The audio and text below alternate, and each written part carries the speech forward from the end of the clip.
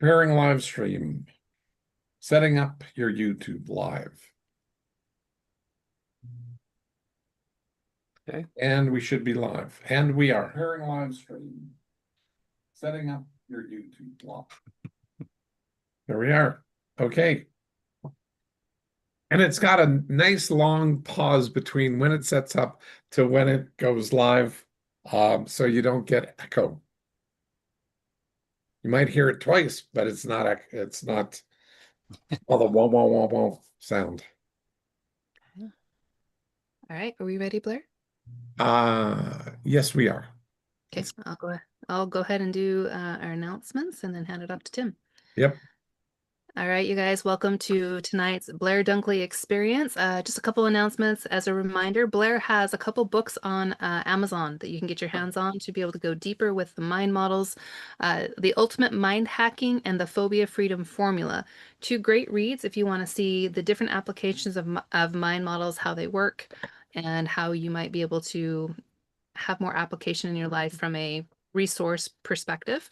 Also, he's got a new book coming out soon, so stay tuned. We'll give you details on that. My understanding is a completely revised and enhanced version of some of the pieces that were not in the other books that will be coming to fruition in one work that is going to be amazing. I'm excited for that one. Also, you guys out there on YouTube, if you would like to join us live here on Zoom, be able to participate, ask questions, be part of the group discussion, you can go to rewiringthemind.com/weekly webinar and sign up, be able to join us here. That way you can chime in on the discussion in real time. If not, we'd like to welcome you to join us tonight. We're here every single Tuesday at 7 p.m. Mountain and 9 p.m. Eastern. And with that, I will turn it over to Tim. All right. Welcome, everybody, to the 384th episode of the Blair Dunkley Experience, our mind model community, where we discuss the mind models. If you're not familiar with mind models are a collection of extensively tested thought frameworks, skills, and behaviors that enable people to transform their lives intentionally. They were researched and tested for 17 plus years, and the mind models are consistently proven to work 80% of the time. Mind model definitions are behavioral, not academic, and they are process-based. For this reason, we lean into the experiential piece at the Blair Dunkley Experience. And regardless of how long you work with the mind models, there is more depth to explore in each one of these mind models. So even Blair is still experiencing this and working with these mind models, even after the last 50 years. Like, he's still constantly learning new things and innovating with this. So your host for this evening is Blair Dunkley, the creator of the mind models. We are Tim and Becky Graff, your co-hosts and certified mind model coaches, along with the amazing Patty McClurg. The Blair Dunkley Experience is Blair's free gift to you and is an opportunity to learn, experience, and practice these mind models in a safe, real-world environment. Mind models have impacted Becky and I in every part of our lives. In business, they've made us more effective and confident. In our marriage, they helped us resolve an 8-year issue within just a few hours of learning these skill sets in Mind Model Coach. And unfortunately, when we lost both of our young daughters in a tragic accident in 2020, these tools gave us the strength to navigate the grief and the PTSD and the capacity to recover more quickly than we ever thought was possible. Mind models have increased our effectiveness, our resilience, and the ability to keep moving forward without traditional counseling. And so these are powerful skills. We look forward to learning tonight's topic with you guys. And again, welcome to the Blair Dunkley Experience. As I mentioned, this is the 384th episode. And tonight we're actually going to be talking about congruency. So stay tuned, everybody. And with that, I'm going to actually turn this over to Blair for a video that will kind of explain a little bit of what we're going to be talking about tonight. You betcha. I was thinking, Tim, sorry, just a little bit of weird humor. I was laughing on this thing, and I go, it's the amazing Patty McClurg. So she is always amazing, and it's just Blair Dunkley. Anyway, just kidding, just kidding. I just found that hilarious, that's all. Okay, and I just was chuckling away. Anyway, congruency. I mean, I was incongruent, laughing at that whole thing quite hard. And yeah, just thought I'd become congruent because I was very incongruent and thought that you guys should know. So, a little real life example of congruency. Anyway, here's the video. It's a decent one, and it takes a look at it from congruency for success in one's life. Anyway, here it goes. Okay, let's talk about success. Have you ever felt like you're just Sorry, are you guys hearing that okay? We are, but we're not seeing. We're hearing it. You Oh, want to share right. your screen? Exactly, but I need to Could be a little bit louder. okay. I will do my best. Okay, let's talk about success. Okay, let's talk about success. Have you ever felt like you're just spinning your wheels? You're doing all the things, the positive affirmations, the vision boards, all that mindset work, but you're still stuck in the same place? Well, Blair. what if I told you the very tools Yeah. we've all been taught to use We're not seeing are the video. actually the problem? Sorry, I'll reset this. let's talk about Okay, first of all, let me just slow down and do it properly. Okay, there we go. This should work. Are you seeing it now? Yes. Yes. Great. Okay, now I'll start it again. Okay, let's talk about success. Have you ever felt like you're just spinning your wheels? You're doing all the things, the positive affirmations, the vision boards, all that mindset work, but you're still stuck in the same place? Well, what if I told you the very tools we've all been taught to use are actually the problem? Let's get into it. Just look at this for a second. The numbers here are, well, they're kind of insane. On one side, you've got your traditional mindset work, and research shows it has a success rate of just 1%. Seriously, 1. But then, look at the other side. When you switch your focus to what we call mind models, these are actionable life skills, that success rate jumps to 80%. 80! I mean, that's not just a small difference, it's a completely different universe. So you gotta ask, why on earth do we pour all of our time and energy into the 1% strategy that almost never works? Today, we're gonna tear that down and build something that actually gets results. So here's how we're gonna break it all down. First, we're gonna talk about the mindset trap and why so many of us fall into it. Then I'm gonna hand you a mental cheat sheet to get around it. After that, we'll get to the heart of it all, the incredible power of congruency. I'll show you some real tools for self-alignment, and then we'll look at what it really means to create intentional success. Right, so the mindset trap, what is it? You know the one. It's this idea that if you just believe hard enough, if you just think positively, everything in your life will magically change. Look, trying to change your deep-seated beliefs without changing what you do, it's like trying to win a marathon by just thinking about the finish line. It feels nice for a moment, but you haven't moved an inch. So if that old way is basically broken, what do we do instead? It's time to introduce a system that actually, works. I want you to think of mind models as your mental cheat sheet to success.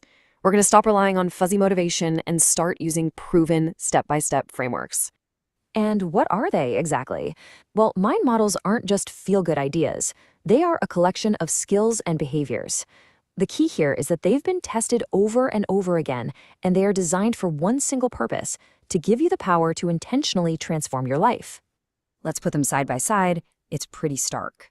Mindset is all internal, right? It's focused on your beliefs, and it's totally dependent on motivation, which, as we all know, comes and goes. That's why it's got that 1% success rate. Mind models, they're the total opposite. They are about external behavior. They're based on a repeatable process, and they rely on action. That, right there, is your 80% solution. So why are they so reliable? Well, it really boils down to 3 simple things. A truly effective behavior is 1, identifiable. You know exactly what it looks like. 2, it's repeatable. You can do it over and over. And 3, it's duplicatable, which means anybody, including you, can learn the process and get similar results. It's not magic, it's a system. And all of this leads us to the real core concept of this whole explainer, congruency. This is where the magic actually happens. It's that moment when what you do finally and consistently matches up with what you say you want to do. So let me ask you a very real question, and I want you to be honest with yourself for a second. Do you keep the promises you make to yourself? You know, the promise to finally start that project, to hit the gym, to stop procrastinating. That gap between promise and action, that's what we're here to fix. So congruency, in simple terms, is a state of alignment. It's when your intentions, your behaviors, and the results you get all line up perfectly. There's no more internal struggle, no more self-sabotage, just a clear, straight line from what you want to what you get. Okay, that all sounds great, but how do we actually get there? The good news is it's not about just trying harder, it's about using smarter tools. So let's look at a couple of these mind models that you can literally start using today. First up, we've got something called the IBR model. I want you to think of this as the scientific method for your personal life. It's a super simple feedback loop. You start with an intention, what you want to achieve. Then you choose a specific behavior to try out. Next, you evaluate the external result. What actually happened in the real world? And finally, you look at the result. Did that behavior get you closer to your intention? It's a way to stop guessing and start knowing what works for you. And here's the second tool, the 3 E's. This is a framework that helps you stay objective. First, you only ask if your behavior was effective or ineffective. We're throwing out good or bad. Second, you focus on external results, not your internal feelings about it. And third, and this one is huge, you practice evaluation, not self-judgment. This is about collecting data, not beating yourself up. So what happens when you start using these kinds of behavioral tools day in and day out? Well, you stop wishing for success, you stop hoping for it, and you start actually building it, intentionally, one small action at a time. And the results, they can be absolutely life-changing. I mean, listen to this from someone who put these methods into practice. Personally, mind models helped me overcome more than a decade of depression. They have positively impacted every area of my life, including my relationship with myself. That is the difference between a 1% strategy and an 80% strategy. And that brings us to the most crucial point of all, the big secret. We have had it completely backward this whole time. We think we need to believe something first in order to do it. But the absolute truth is that behavior is the engine that drives belief. When you consistently act like the person you want to become, your beliefs will have no other choice but to follow.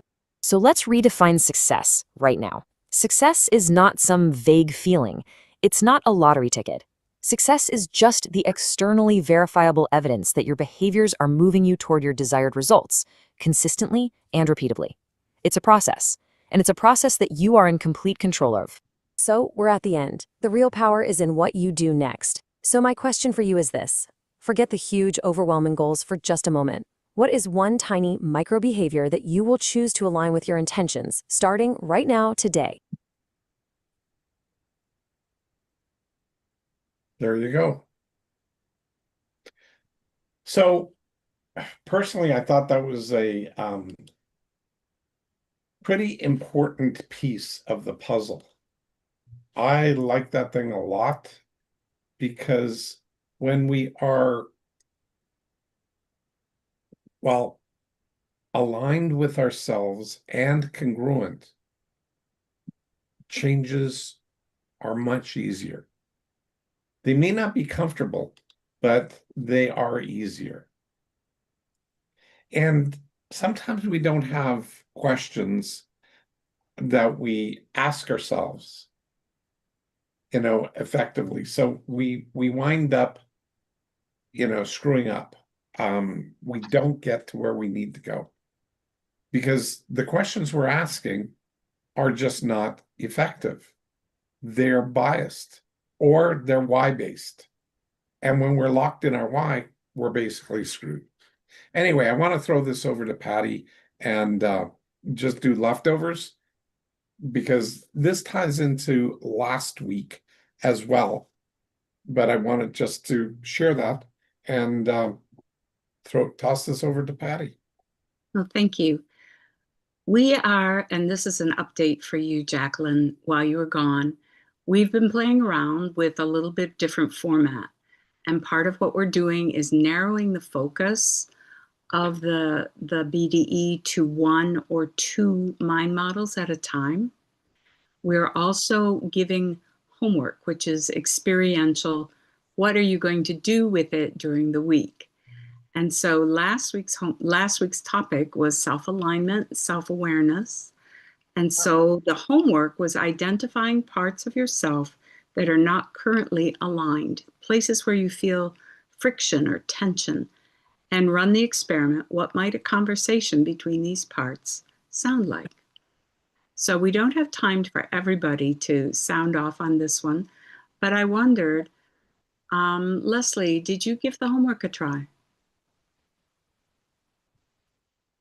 Thank you. Yes, yes, I did. Would you be willing to share with us what you discovered? Well,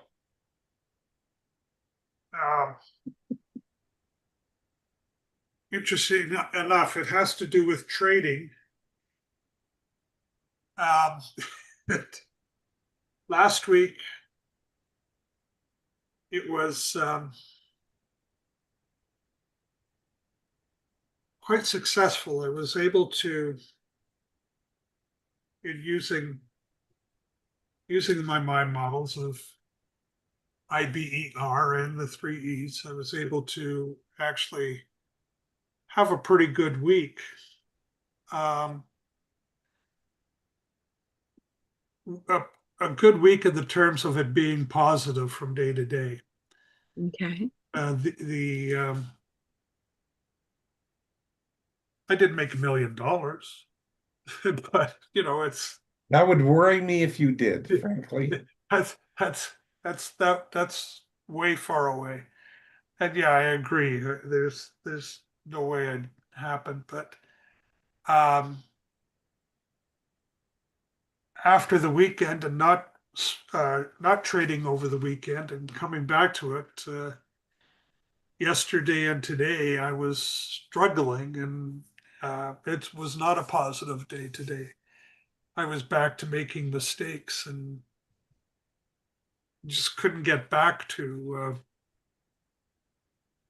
being in alignment with what's going on. It's other aspects of our business have picked up and have thrown out some challenges that needed to be resolved. So it was difficult to compartmentalize trading in the other aspect of our business. Mm-hmm.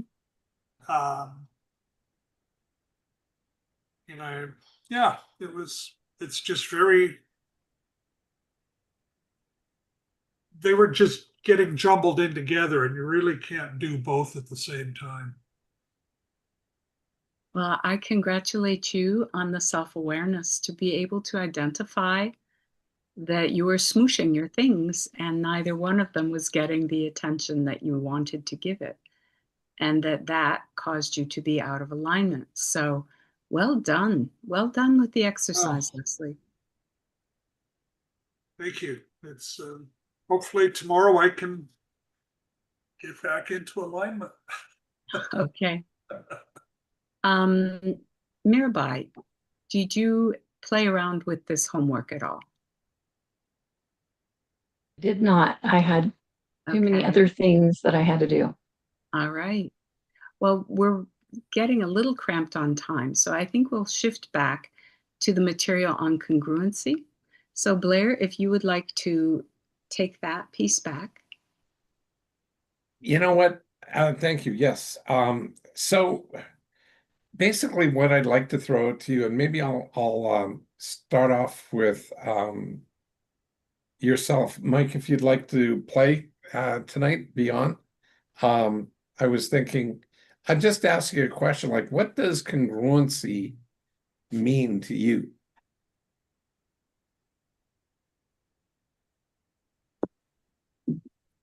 Congruency would be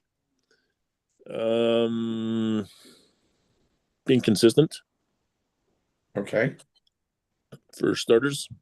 Yeah. What else then, if that's starters? To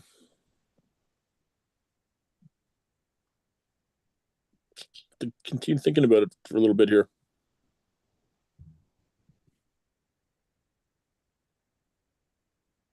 Okay.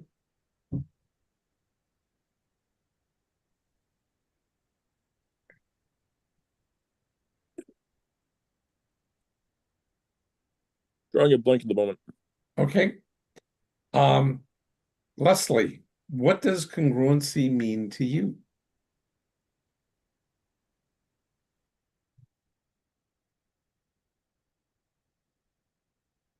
Being consistent in, no, Mike said the same thing, being consistent. In almost being scheduled, being able to compartmentalize what it is that you're doing. If you're doing one thing, you can't be doing other things. Okay. Shannon, you jumped on. Could you address Jacqueline's question in the chat? Oh, sorry, I missed It's that. okay. The difference between congruency and alignment. Absolutely. So for me, congruency is having, for the most part, with your self-congruency, having your heart and your head in alignment so that if you're feeling sad, you're behaving in a sad way, and you're not trying to pretend to be or think about doing or being something else or somewhere else. You're present. Your feelings are reflecting your state in that moment. Your state is being expressed in words and actions and deeds so that others seeing you will go, I understand.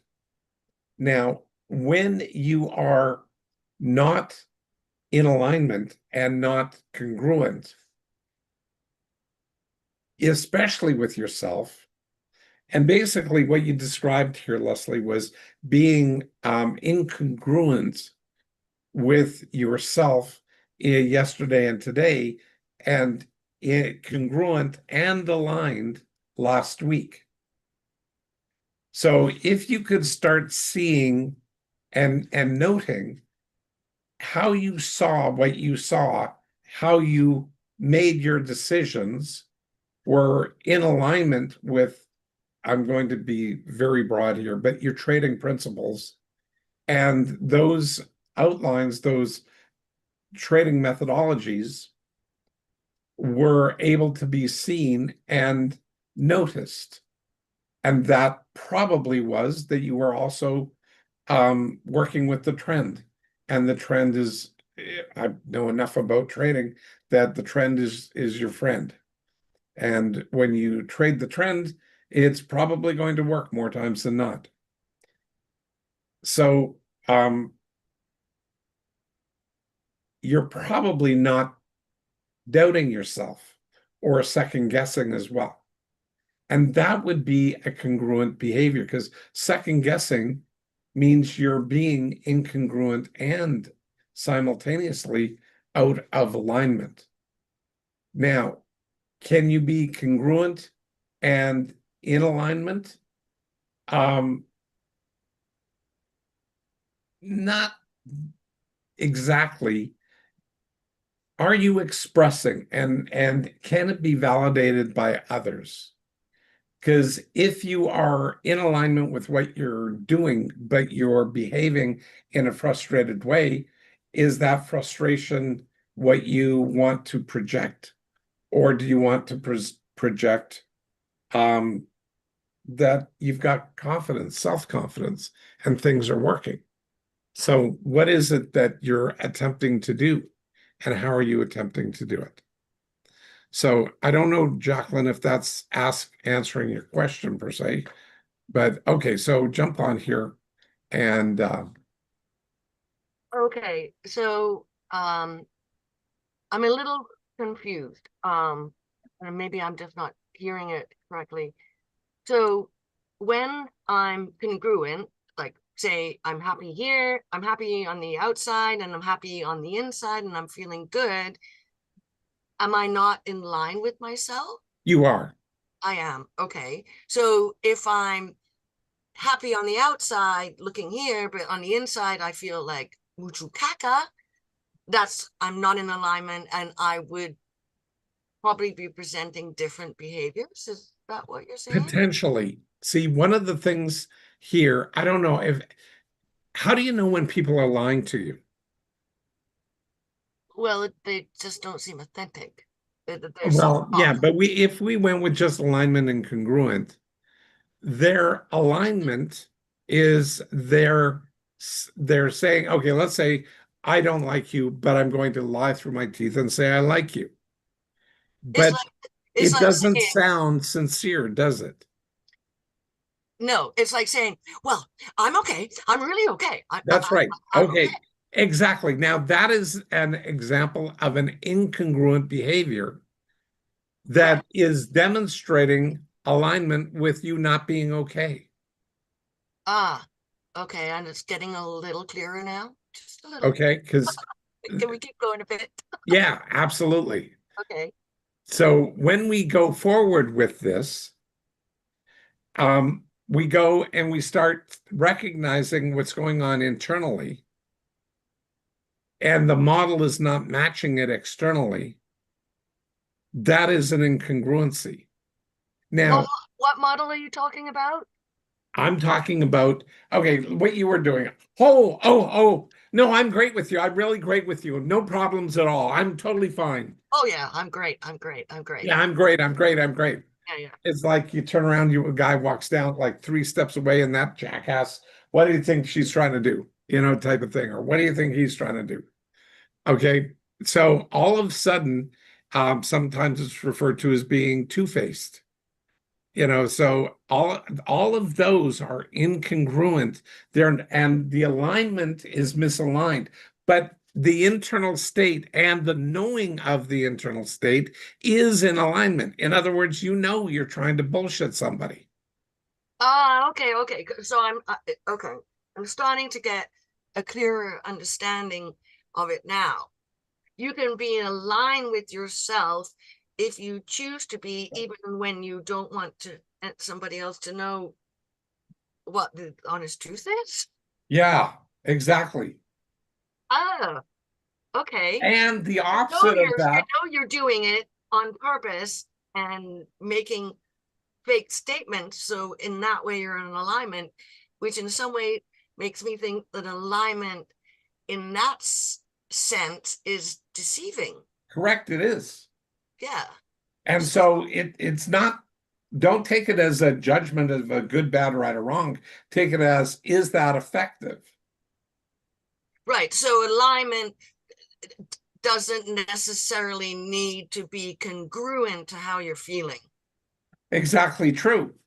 But you can also be congruent to how you think you're feeling, but it's out of alignment with how you actually are at depth, because you don't know your own self. All right. Well, that's definitely separated the alignment and congruency for me. Obviously, I need to kind of like figure that out a little bit more, but that's good enough for me to kind of like. Okay, I was going to give you real world relationship issues that I'm dealing with today, but that's all right. We'll just leave it at that. Okay, sounds good. Can I share? I don't need to bare my soul, thank God. Okay. Can I share an example of this? Please. From a coaching perspective, there is many times when I'm having a shit day, okay, personal world shit day, and I choose to align with my client, park myself and park all my stuff. So I may be feeling all the things that I'm feeling, but the way that I'm communicating with the person in front of me is aligned for them. So I may be incongruent in how I'm feeling versus how I'm expressing myself, but I'm also aligned with my choice to behave that way for the other person. That's basically the example, but in a lot less revealing manner. So that's what I was would you call that functional incongruency? I was just gonna say that, like it's being anyway. Yeah, no, Patty, you said it perfectly. Yeah. So also functional like disassociation, right? That's a sense of Yeah. So sometimes you need that for survival. Yeah. Okay. So these are another way of framing that, things that are incongruent is we can also frame it as compartmentalization. When we compartmentalize things, are we being fully aligned? No. Are we necessarily being fully congruent? It can be a yes and a no, because you can be congruent in the compartment, but in like congruency in that the area of your life, that compartment, that box. But with the rest of your life, it's completely incongruent. Yeah, So I think that's something I saw, like Becky was like, so your feelings, but when you were talking with that individual, you may have been congruent in those feelings to her, but your feelings for yourself, what was going on, was a little bit stronger than those, but you had compartmentalized those. So it was a little bit different. That's what I was seeing. Like, yeah, you're a little bit off for yourself, but when you went with that individual, they were congruent. bingo. Mirabai has a question in the chat. Oh, sorry. Go ahead. So is congruence internal and alignment based on others' agreement or cooperation with us? Not necessarily. Okay, so both congruency can be what you're projecting externally to what they're receiving externally.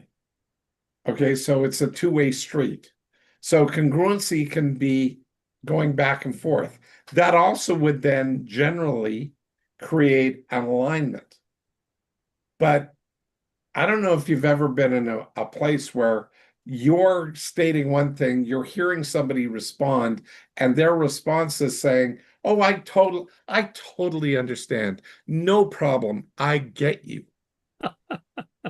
Okay, okay, Tim, Becky, what's going on? We heard this a ton right after our girls passed. And they might be able to have an idea. I mean, they may have lost somebody close. Yeah. They may be able to understand a little bit, but we can never fully understand another person, what they're going through. I mean, even in our relationship, Becky and I going through the exact same experience, I cannot fully understand or, what she experienced going through that versus what I experienced going through that. We were two different places, two different upbringings. Like there's just, anyway, we heard that a lot after. We totally understand. I totally get it. I've been through it too, and I'm thinking, So okay. So the intention, though, right? So if knowing what we know with some skill sets that we have, we could parse out that the intention was to form some level of alignment and congruency with us in that situation, right? Because people, we like to have that. So we could see that that was the intention, although the energy and the other pieces that were coming at us and our response in that moment to be, appropriate to time and place, there was a level of stuff going on in our head as far as like, okay, how do we play with this? Because there was a level of, at least for me, I'll say for me, there was a felt sense of incongruency with what I was projecting to be in that space with the other person, knowing what I knew and everything else to be effective versus what I was feeling on the inside. But there was a level of alignment. The person was attempting to align with us on, commonalities. And so it's not one or the other. This is a very fluid play in assessing what is congruent, what is alignment, and with whom. Exactly. So the who of it. Are you self-congruent? Tim, if he knows I'm ticked off and he asks me, "Are you okay?" and I respond with "fine." He knows I'm not fine. That is not congruent. And his level of hold it, time out. It's both congruent and incongruent simultaneously. Because he knows you're not fine. And he'll say, "Oh, glad you're fine." See, I hear fine. I don't know if any of you have ever seen the movie The Italian Job. But in the beginning of The Italian Job, he says, "Fine, freaked out, insecure, neurotic, and emotional." Yep. It's one of my favorite lines. And I'm like, so anytime someone says fine to me, I'm like, uh-huh.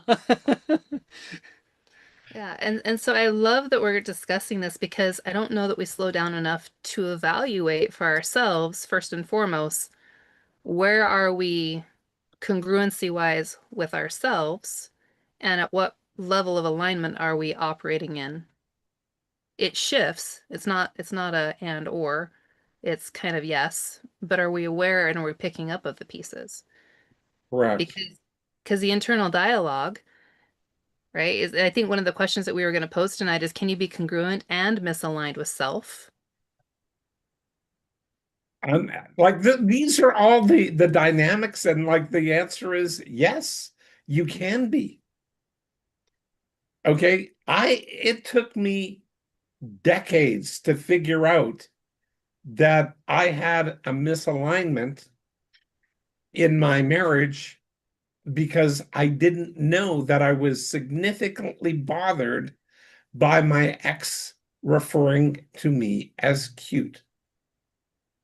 When I got called handsome dating, everything changed. Like it was like this cascade event in my brain. And it was like, holy crap. I don't relate to cute because that feels like I'm a little boy. But handsome, I'm a man. And that hit me like a ton of bricks. By the way, that wasn't the relationship piece I was going to share, but that is completely different. But it was a big deal, still is. So I go, just it is. And if I am going out and dating somebody and they share the difference and they catch themselves saying cute, I get almost immediate apologies for that, but it doesn't bother me like it used to. I didn't have it defined. I didn't have it understood. I didn't know the meaning for me of cute. I just knew that it was irritating. I didn't dive into it, but that's different now. And now it's less of an issue. And in a weird way, more of an issue right now because I've named and labeled it. So if somebody is repeating it over and over again, they don't care about me. So move on. But if they are noticing the cute as being ineffective for me, then we can move through that very fast. And I'm not hung up on it. I don't know if any of those examples work, but that's my. But might you say something about how Sure. cute affects you? Like I mean, did you? Sorry? Like you're saying about this cute word. Yeah. Somebody needs to notice that it's not effective for you. Well, how come it's their responsibility? No, not them. I needed to notice that it Okay. wasn't effective for me. And that's where everything went I sideways. misheard you. Okay, yeah, okay. Yeah, no, I need to own that. That's it. But if I've told somebody and then they catch themselves using cute and they apologize, it's like Okay, now I got not an issue. now I got you. Okay. Yeah, it's now not an issue because, well, it's a non-issue unless they drive it in and they've got to call me cute. I go, then next. So Well, I'm glad maybe you it see would me that be way. maybe it would be clarifying to look at some of the symptoms of self-misalignment or self-incongruency. Totally. We had some of these written down, and maybe you'll recognize some of these in yourself. But self-talk, saying, I can't do this anymore, while you're still doing it. Sending mixed messages to yourself, like having multiple voices in your head. What is the source of your humor? Are you quick to anger? Quick to self-defend, self-protect behavior? Become hyper-reactive? Feeling a lack of energy in your day-to-day experience? Feeling a lack of satisfaction? Feeling a lack of internal peace? Less focus, more easily distracted? So when there's misalignment and self-incongruency, yeah, thank you for putting that in the chat. You notice how many of these things have to do with a lack, with feeling a lack. And sometimes we feel those things, but we don't stop and we don't name and label. And when we do that, if we're going back to last week's lesson, self-awareness is part of what is essential for self-alignment. So these are the kinds of things, if we're aware of them, and we can say, okay, where is the gap? I think gap is another word. I mean, correct me if I'm wrong, but I think, when we run across gaps, we're actually running across incongruencies. We're running across pieces where we don't align anymore with ourselves.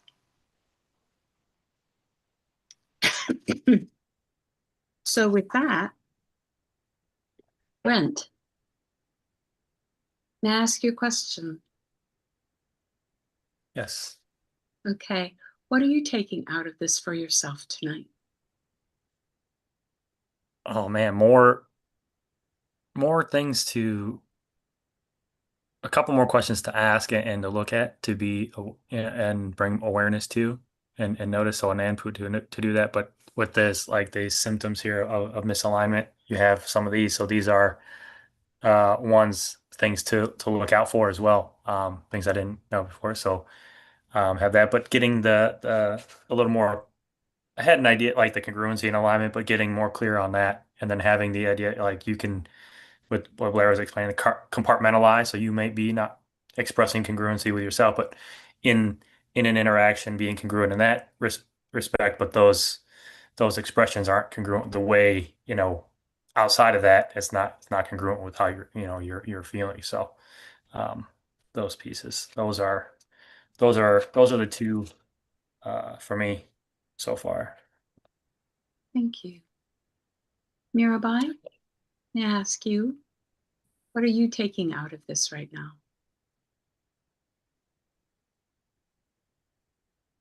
Tell you the truth, the more I learn about the mind model in these little bites, the more self-critical I feel, because I'm more aware now of the ways where I am speaking or behaving unskillfully, and I'm having a hard time tolerating that, having a hard time being patient with myself with that.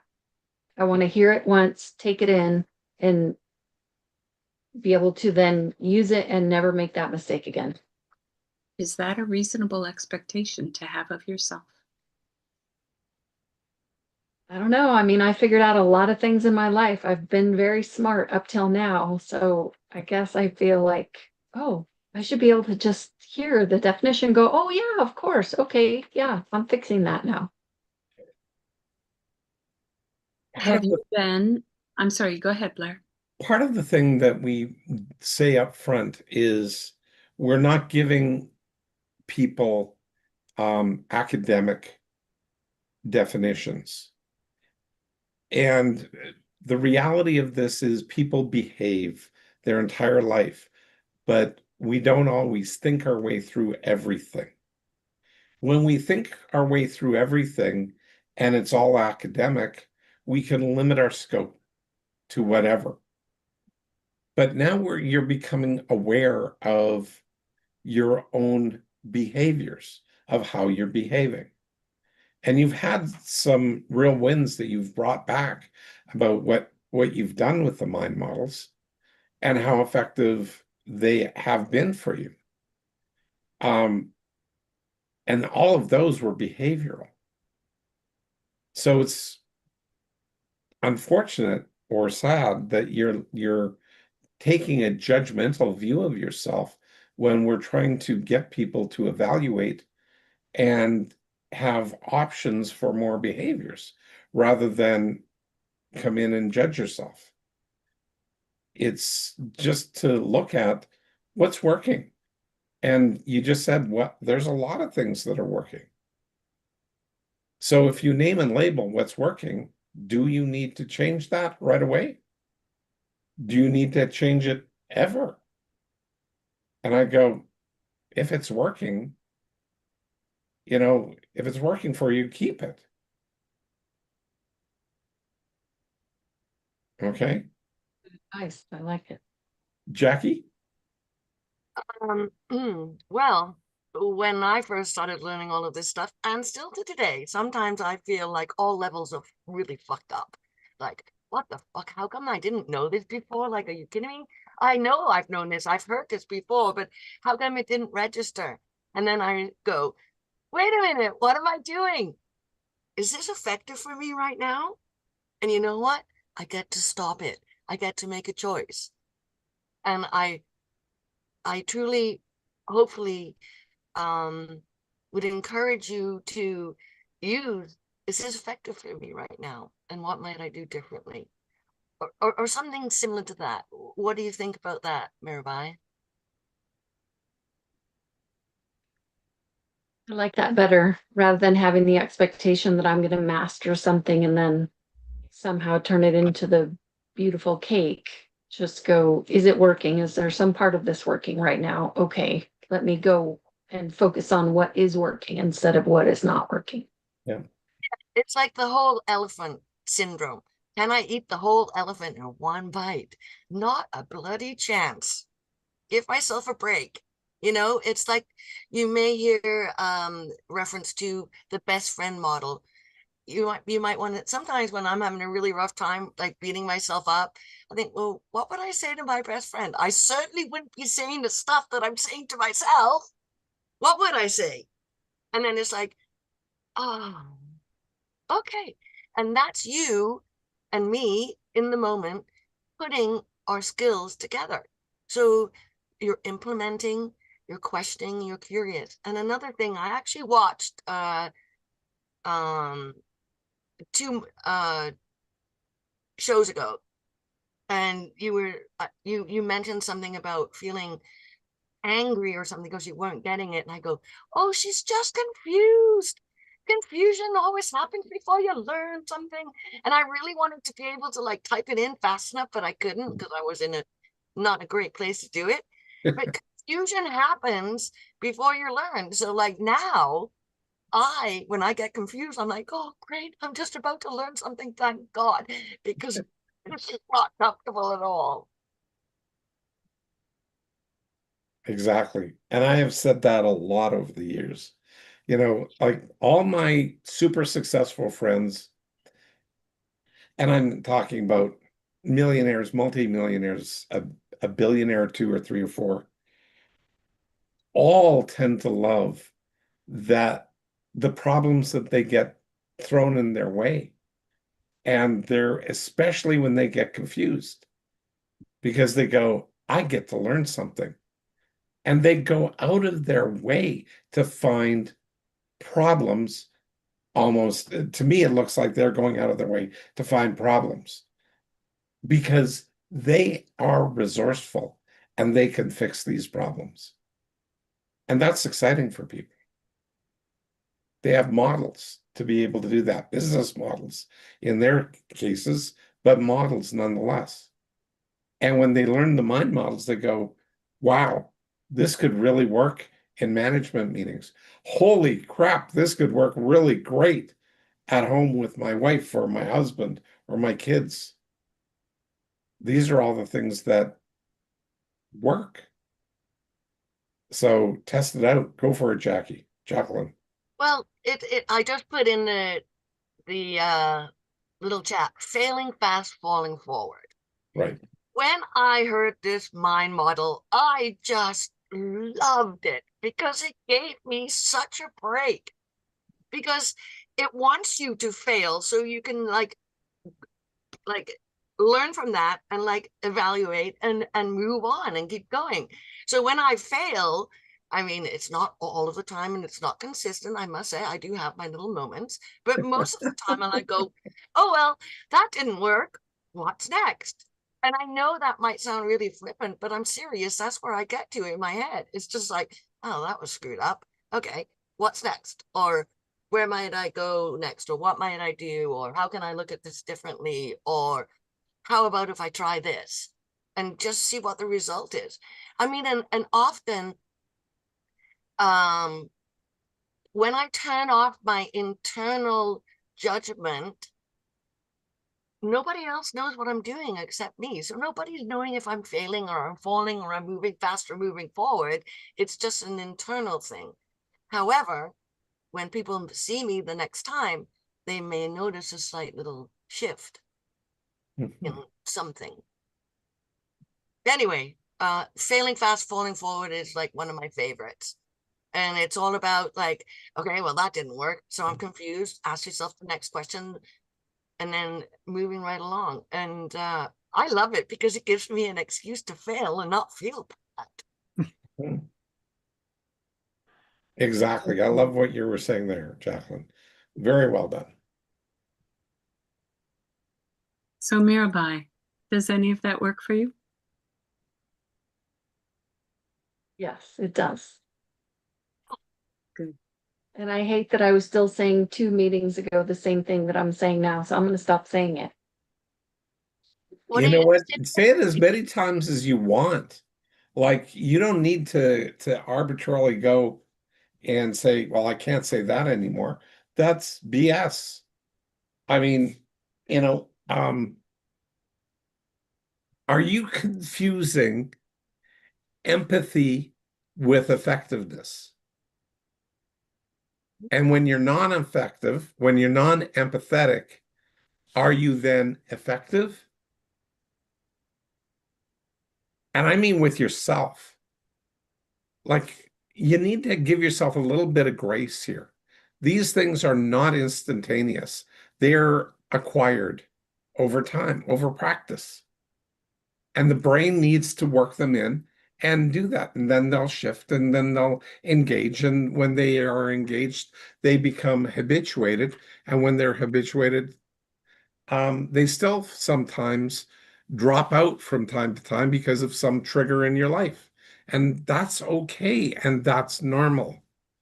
So it's not about perfection. It's about getting a trend and going with the trend in life, not just in trading. Oh, and one thing that I noticed about myself, like when I was having issues like Mirabai and I share, like the self-doubt and like the like all of that stuff, is that I'm still successful in other areas. It doesn't change that. It's just this little tiny little part.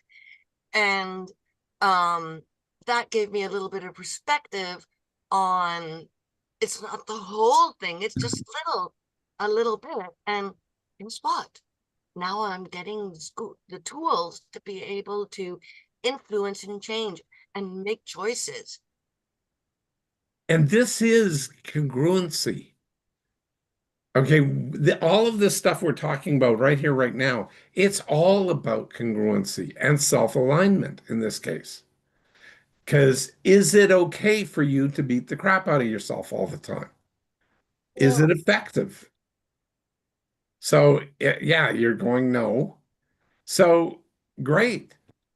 Literally go in your brain. Great. That's good. That's a good thing. I'm identifying things that aren't working so I can make room for doing things differently going forward. So like what I wanted to address in here is like, thank you, Tim and Becky, for putting it in. Symptoms of self misalignment or self incongruency. Check this one out, Mirabai. Self-talk, I can't do this anymore. Or sending mixed messages to yourself in multiple voices inside your head. That's a big one. Those are big ones for me too. Holy cow. And having to tell them sometimes just to get out of here or scream at them. Like, and I'm doing this because I've done this so many times when I've been driving. I'm like, shut up. Shut up, because like the negative self-talk is just like intense. I was feeling great. I was having a lovely day. It was all shining. And then all of a sudden I stopped and listened to my self-talk because I was feeling aggressive and starting to like get annoyed at the other drivers. I'm like, shut up, stop. Yeah. So I guess that's me bringing myself into alignment or trying to get myself out of the alignment that I was in to get me into a More effective. more effective. There You we go. were in an ineffective alignment Yes. to an effective alignment. Because of the self-talk. Yes. Like the little beating up of myself. The little That angel happens. devil that they say that, oh, you can't do it. Yes, you can. You can't do it. You can't do it. You can't do it. You can't do it. Shut up. You know what? Okay, I'm going to share this thing. I'm building out the blairdunkley.com website right now, and I've been working on that for now a few weeks. But I've been working on that with Jessica, my partner in crime for my business. We teamed up here to make stuff happen. And we have created an amazing co-working time to work together on things. She is brilliant at marketing, but I am very good at creating the prompts and driving the AI and making that go. But I'm not always great at generating the direction for the prompts. She is. She knows what she wants. And I go, if I tried to do this, which I was trying to do, was do some AI stuff and filling out forms and doing that sort of thing. I go, it took me 2 hours to get done what it took to get done. Actually, this one was with Zach, in literally under 5 minutes. And because my brain freezes and goes in loops. Now, I can beat the crap out of myself for that, or I can ask myself, how can I get resourceful and who can I include in my network so I can become more resourceful? And that's what I'm doing. Like, again, tomorrow morning, I'll be getting up and going downtown Edmonton and trying to get up and ask for somebody to partner with me who's might be interested in building out some AI agents with me and just learn AI together and building out AI agents. You don't know if you don't ask. So I'm going to go out there and ask and see what happens because I understand elements and some of it is a little bit beyond my depth. I would prefer to do it in collaboration, but I will push through as I always do. It might take me 10 times longer if I do it alone than if I did it with somebody else. That's the other thing. I had a fencing company when I was in university.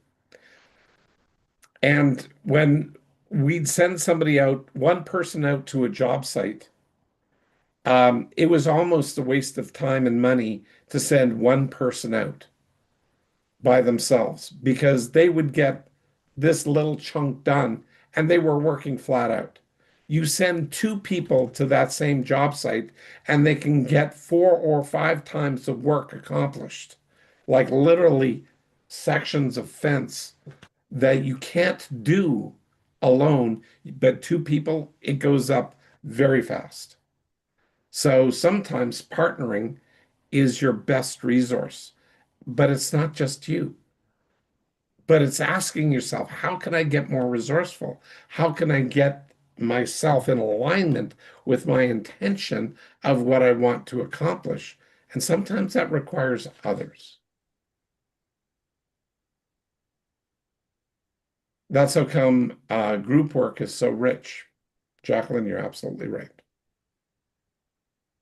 I love Well, that. if we're at a place, I'd like to shift us to wrap up. I know some people didn't get a chance to share much tonight, but take the opportunity and wrap up to tell us how you're receiving these things. Tim, I'm going to pass it to you. Okay. All right. And just a quick overview of the wrap up for those of you who may not be familiar with it. What we do during the wrap up portion is we actually share what our biggest takeaway for tonight was and how we experienced each individual person on a number from 1 to 10, how you experienced what we discussed tonight and how this was for you. So that's kind of what we do here in wrap up. Wanted to ask Jacqueline, would you like to start us off with the wrap up tonight? Can I go in like 45 after the next one, please? Sure. Yeah, I can circle back around. You bet. Mirabai, would you like to start us off then tonight?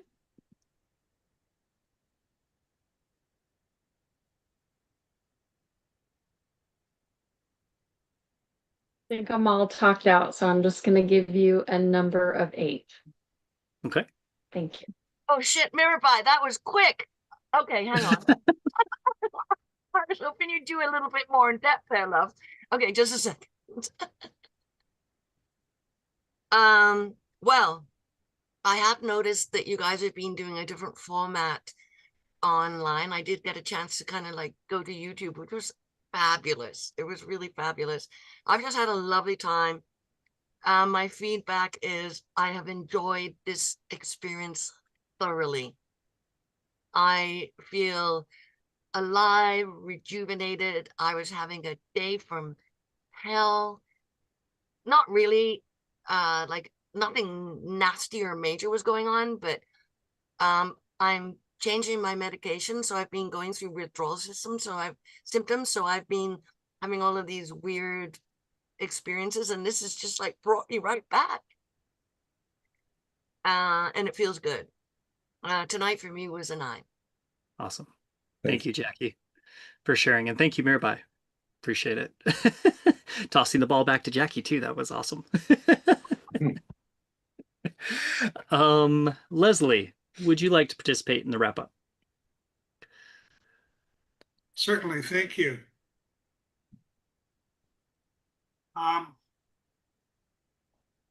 Few realizations tonight in understanding congruency. And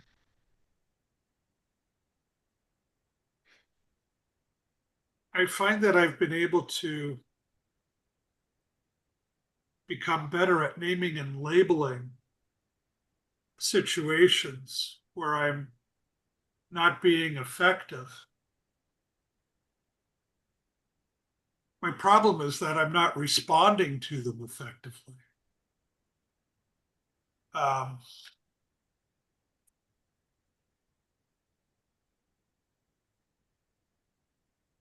One of the points that came up, I can't do this versus I can do this. Well, maybe not. Bouncing back and forth between those and either missing out an opportunity or getting in an opportunity and thinking something is going to happen in a trade and it doesn't.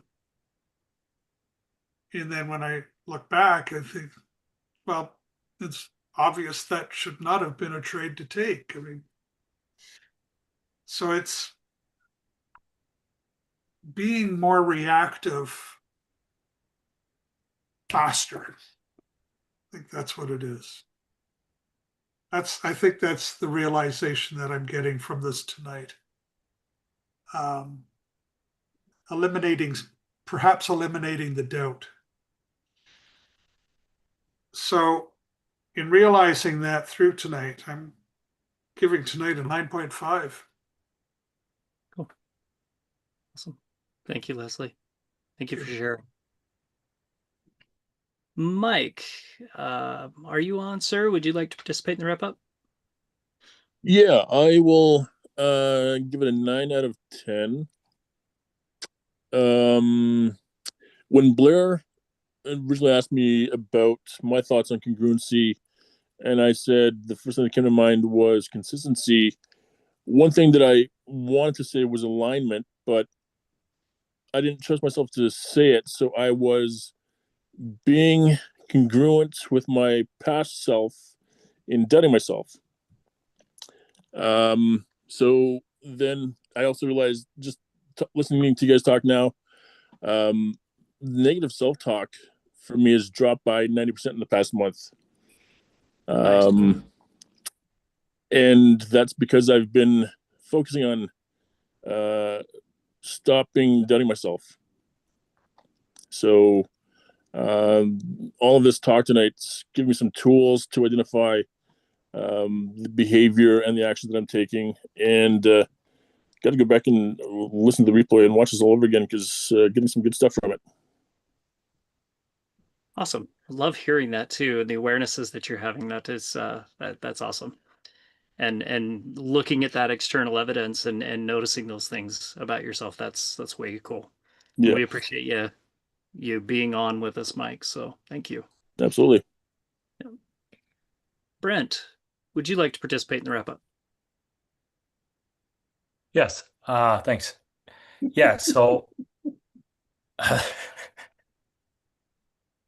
I was like earlier when I stated that was the takeaways I had was the congruency and the compartmentalization of that.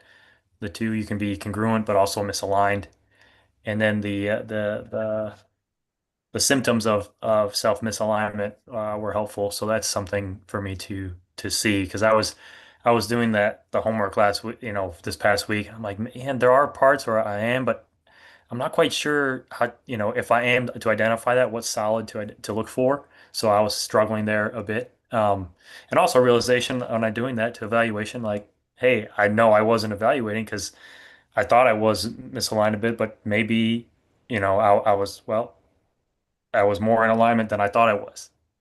As I wasn't seeing the connection between, what the behavior was, action, and oh, this stuff does, the things I'm doing are moving me closer. It's just I wasn't seeing that as such. I was seeing it as like, man, this is I was seeing it more of like in its little pocket than as the bigger steps. So it was this little thing, and man, like, man, I'm doing this to this for this specific purpose, but does this really help me and doing it? Like, yeah, okay, because it seemed to be taking up more time and learning something a little bit new. So it seemed that I was putting more effort into that piece. I'm like, man, this is taking more energy than I was thinking it would. So is this really going to work? So then, yeah, that was something that helped looking at that. So yeah, I would give tonight a 8.5 for me. Cool. Thank you. Awesome. Thanks, Brent. Shannon, would you like to participate in the wrap up? Was a really interesting conversation. The first thing that popped up, and maybe Blair, you can tell me where this fits. Early on, when you were talking about congruency, my mind went to the analogy when we had like a box and it's either like in the box or out of the box. Like, what time is it? If someone answers a number, then that is a congruent answer. And if someone says blue, that is not a congruent answer. Is that in the same family, or am I talking about it's very much in the same family. Okay. So I would also state that a lot of these mind models overlap. Mm-hmm. Okay, so congruency and alignment overlap. Sometimes a lot, sometimes less, but usually a significant amount. Mm-hmm. But that gives us the ability to evaluate based on what's working and what's not working. Okay. So we want to be able to see that overlap and go, which way do I want to lean? Which is more effective for me? Mm-hmm. And this winds up giving us choice. So we have direction that we can pull. So that's what I try and do with this stuff. Okay. Is just go, which is more. I've been trying on different mental pictures for this one because a good visual aid helps things to sink in. So I've been scribbling on a sticky note throughout the whole thing. And Tim, if you have any great mental pictures or imagery that you use to keep these two clear in your mind, I would be totally here for it. Because they're words that we use a lot, but in some ways getting cellular is more surprising to me than I expected. The list that Becky put in the chat, symptoms of misalignment and or self-incongruency, I got to thinking about, like, you do a little historical dig through your own past, and I was functioning in a high degree of that throughout my life as a young adult. And teens, 20s, and you're not really ever at peace inside, but you don't know where that's coming from. So I liked at the end that and there's a lot of behaving to what you think other people's expectations are and getting clear on your own and finding that alignment and behaving with congruency is one of the most freeing. Like, it creates, there's something you said, Blair, you said identifying things that aren't working so you can make room. And that's exactly what it does. It's like cleaning house. It makes room in your head for the things that you want there. It's like, let's just take a broom and sweep out the old room and, finding that it's almost, we didn't discuss it deeply tonight or at all. I don't know. So maybe somebody did and I didn't pay attention, but self-confidence and the role that that plays in all of this.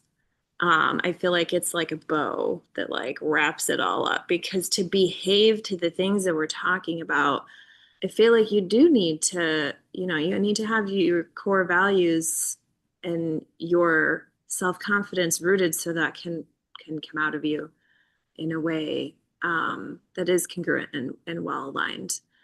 So it was interesting, the flow between internal and external, and that both of those, I like seeing that show up, and I like seeing self, other, and situation show up in the conversation too. So it was a really interesting, Jackie, I love that you always put fail fast falling forward in the chat. That gives me so much joy. The first like minute I see the FFFFF, I'm like, oh, my mind goes somewhere else. And then I'm like, wait, we have a moment. Oh, so it always gives me a giggle when I see the F's in the chat, and I love it so much. Yes. I'm just looking to see if there's anything else.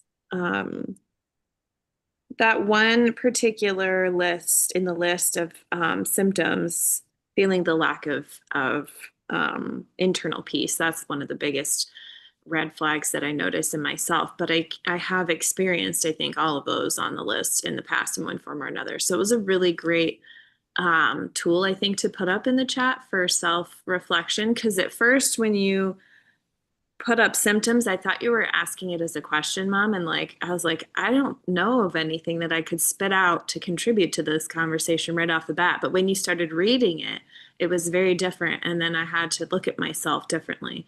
So I thought that that was a really nice way to do that. So it's an 8.5 for me tonight. Thank you. Cool. Thank you for sharing, Shannon. Appreciate it. Becky, would you like to participate? Yes. 9.25. So one of the things that kept coming up for me as we were talking about this is just how fluid congruency and alignment are, or can be. Mhm. Because Shannon's got a sticky note. No, your word fluid is like one of the pictures I have on my sticky notes. So I'm very excited. Keep going. Because if you think about, at least for me, there's been plenty of times when I feel at odds with something. Like I have something that I need to do, so I'm going to do the thing, but I may not be emotionally or like congruent with it, except for by choice, as I was mentioning earlier. And one of the things, to think about is mind models are not right, wrong, good, or bad. They're either effective or ineffective based on how we wanted to use them. And one of the things that we didn't talk about tonight, but I'll just bring up real quick, is the reality that incongruency is not ineffective. It has its place. So I remember a time for myself where I was, again, feeling all grumbly on the inside. Life was horrible. I was in my own little why pity party, but it wasn't working for me. And so what did I choose to do is I chose to do something that was incongruent to how I was feeling, but by behaving in that way, I was able to shift. So my choice was able to shift out of it. I became more aligned with where I wanted to be, not necessarily in alignment with where I'm at. So sometimes I think that when I was learning this for the first time, I felt like congruency and alignment were like these locked in tethers where you either were or you weren't, instead of the fluidity and the sliding scale of being able to adapt and to flow where I wanted to be, because I was aware of what was going on and then got to choose within that. And so that was one of the things for me, is that functional incongruency is part of growth. Like if what's going on for you is not working right now, you have to become incongruent to some degree to be able to shift, to become congruent and then in alignment with the thing that you're wanting. And so my offering tonight is consider that incongruency may sound bad or wrong, right? It's not congruent. Oh no, big scary. But it's actually functional and it's important that we're being aware and we're naming and labeling our experiences and what we're feeling so that we can then choose.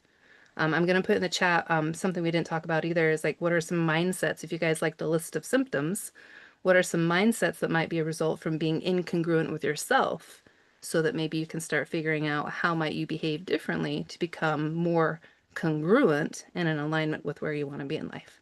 That's for me. Cool. Thanks, son. For me tonight, it's, well, with what Becky just shared, it bumped it to a 9.5.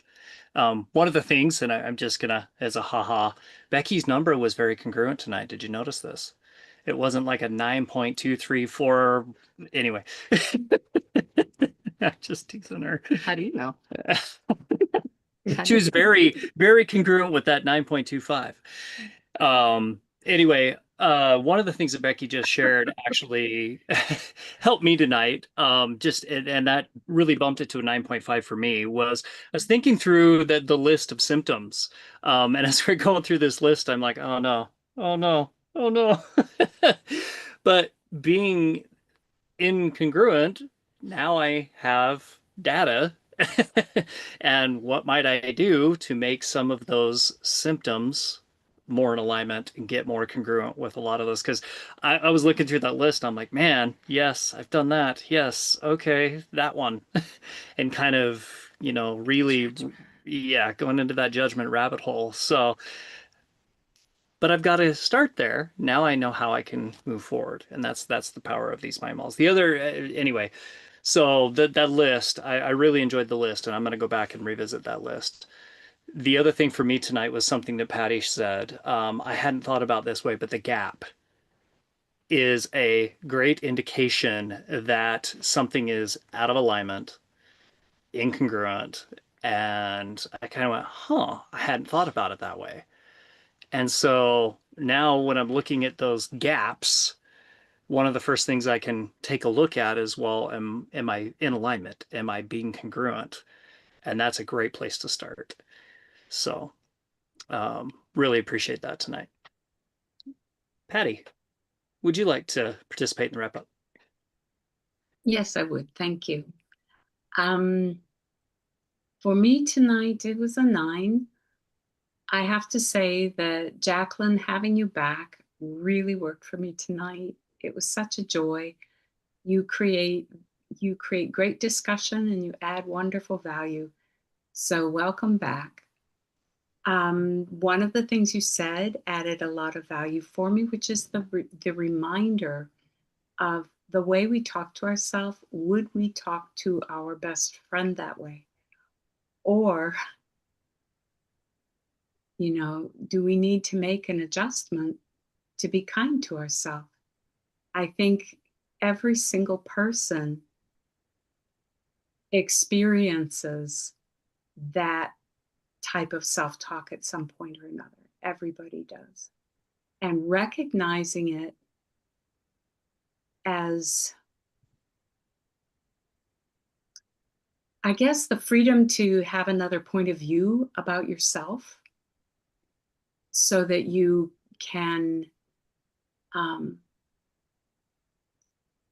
be more. I liked what Becky said about being congruent with the way you want it to be.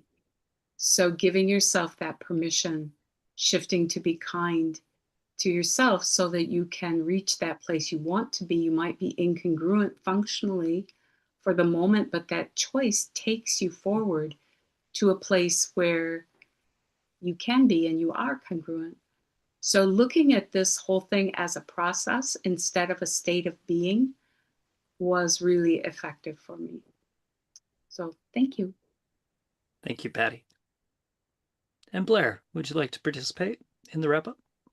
I liked tonight. I really appreciated your additional 2 cents there, Becky, with what you added on. I think it's very meaningful with getting a balance of, just because it is ineffective does not mean that if congruency is ineffective, sometimes we can change it. But sometimes it's effective to be out of congruency, like incongruent. So out of alignment. I mean, it's all part of life and figuring out where we are in that moment and being able to relate to where other people are at. Like, this isn't about perfection, these mind models. The mind models don't stop us from making mistakes. What they do is give us an enhanced way of being able to get back into balance fast because life happens and we get thrown off balance. So, we can do, I was going to say, we can do our exercise. Like I went to physio yesterday and I'm waddling sometimes due to my hip surgery. So the physiotherapist gave me an exercise to do, which is just simply balance on one leg, like close to a wall, but balance on one leg. I've done that like 5 times right now, and I'm already noticing a difference in my gait.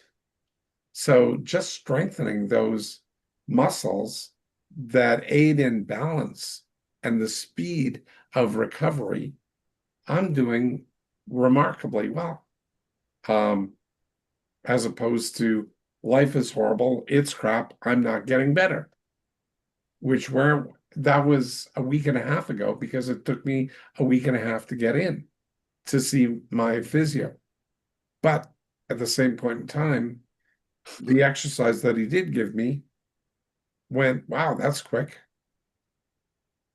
About 24 hours, and I'm seeing a difference, not huge, but noticeable. So practice more. Anyway, yeah, totally 9.5 for me tonight. Thanks. Thank you, Blair. And with Oh, that, by the way,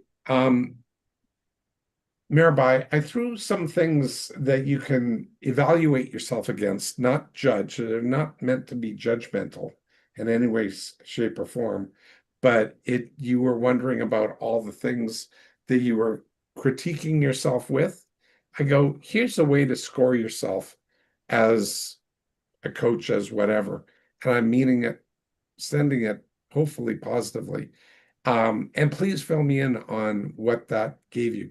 I sent it to you in WhatsApp. Okay. With that, I will to Becky for some homework and to take us out. All right, you guys. So, Blair, request from Jacqueline if we could all have it, if that's something that you'd be willing to share. Sort of. I am in the process of attempting to put it together more formally. I just thought it was a great tool Okay. for So we'll verifying. we'll circle back on that one then. So to be Yep. continued, Jacqueline. All Okay. right. So homework, you guys. What we are going to ask that you guys practice, because again, information's wonderful, right? Learning things are great, but it's much more powerful when you can actually put it into practice and start noticing. So we're going to ask that you notice something that you like over this next week between now and when we meet again on Tuesday. Notice something or things, maybe, that were congruent and aligned, and some things that were not congruent in yourself or others. And then again, the caveat that with that is when behaviors you're exhibiting are aligned with the feelings that you're expressing. Okay, so that's congruency. So notice, write it down somewhere. Moments when they start to pop up for you, asking the question, am I being congruent right now? Or am I in alignment right now? And tease it apart and see what happens, see what you start to notice, and then bring it back next week. We'd love to be able to check in with you guys and see how that practice was. And with that, you guys, just another reminder that Blair does have an opportunity for you guys to get access to the Blair Dunkley Experience Insider Notes. We prep a lot for these, but we always go where the conversation flows because it's designed to be experiential. Experiential learning is one of the most powerful ways to learn, and not just learn, but apply and get change and effectiveness into your life is through experiential learning. So if you guys would like to go over the deeper material that we didn't get to on the call tonight, we invite you to invest in yourself with the Blair Dunkley Experience Insider Notes from episode 318 current. So again, we're on 384. There's a lot of richness there. The investment is $25 a month or $300 a year. You can go to blairdunkley.com/BDE-insider-notes to get your hands on that. Highly recommend it. Again, understanding the concepts allows you to go deeper. As we mentioned on the beginning of this, we are all in our different place with mind models. The cool thing is they allow you to have a identifiable, duplicatable, and repeatable process to apply to any and all situations that you may be experiencing in life. They're transferable, which is really cool. So if you're like, I need to be more effective in business, that's great. Mind models can help you. If you want to be more effective in relationships with yourself or others, great. Mind models can help you. So we definitely recommend that you get your hands on the Insider Notes, and then join us Tuesday nights, because we're here every single Tuesday at 7 p.m. Mountain, 9 p.m. Eastern. And if you want to go even deeper, check out Blair's books on Amazon, The Ultimate Mind Hacking and Phobia Freedom Formula. Again, 2 opportunities for you to see mind models in action, specifically tailored to different scenarios. Definitely recommend that you do that. And then stay tuned, because Blair has a new book coming soon.